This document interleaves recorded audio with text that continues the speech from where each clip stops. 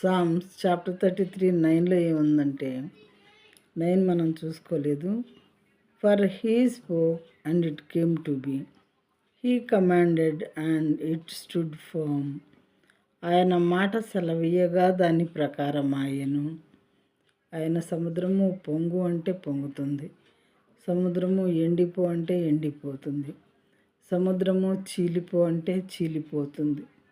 ఆయన మాట సెలవీయగా దాని ప్రకారం ఆయను. పడగండ్లారా పడండి అంటే పడతాయి. పర్వతాల్లారా మీరు కిందకి సమానంగా అయిపోండి, జారిపోండి కిందకి అని చెప్పంటే మరి ల్యాండ్ స్లైడ్స్ జరుగుతున్నాయి కదా, ఆ రకంగా అయిపోతూ ఉంటుందన్నమాట. ఆయన మాట ఇయ్యగా దాని ప్రకారం ఆయను. పరిశుద్ధ గ్రంథంలో రాయబడి ఉన్నది. ప్రియమైన వారలారా, ఆయన ఆజ్ఞాపింపగానే కార్యము స్థిరపరచబడేను. దేవుడు సూర్యుడు కలుగు అనగానే సూర్యుడు వచ్చేసాడు. సృష్టిలో చంద్రుడు కలగాలి అని దేవుడు పలికారు, చంద్రుడు కలిగాడు. తర్వాత సముద్రంలో మరి రకరకాలైనటువంటి సీ యానిమల్స్ కలిగేలాగా మరి దేవుడు ఆజ్ఞాపించమన్నాడు.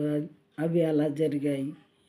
ఆ తర్వాత బర్డ్స్ని, ఈ లోకంలో ల్యాండ్ యానిమల్స్ని, తర్వాత ఆకాశంలో ఎగిరేటటువంటి బర్డ్స్ని, సమస్తాన్ని ఆయన ఆజ్ఞాపించగానే ఆ ఆజ్ఞ ప్రకారం స్థిరపరచబడిందనమాట.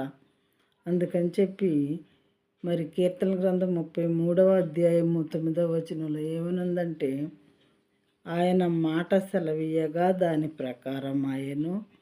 ఆయన ఆజ్ఞాపింపగానే కార్యము స్థిరపరచబడెను అని వ్రాయబడి ఉన్నది. ప్రియమైన వారలారా, అంటే ఈయన సృష్టికర్త కాకపోతే ఇవన్నీ ఎందుకు ఆయన మాట ద్వారా సృజింపబడతాయి? ఈయనే సృష్టికర్త అనే విషయం చాలా తేటతెల్లగా మనకి వాక్యాల ద్వారా అర్థమవుతుంది. ఆయన ఆజ్ఞాపింపగానే కార్యము స్థిరపరచబడేను. ఈ సృష్టిలో సమస్తము అలాగే జరిగింది ఆయన మాట ప్రకారం.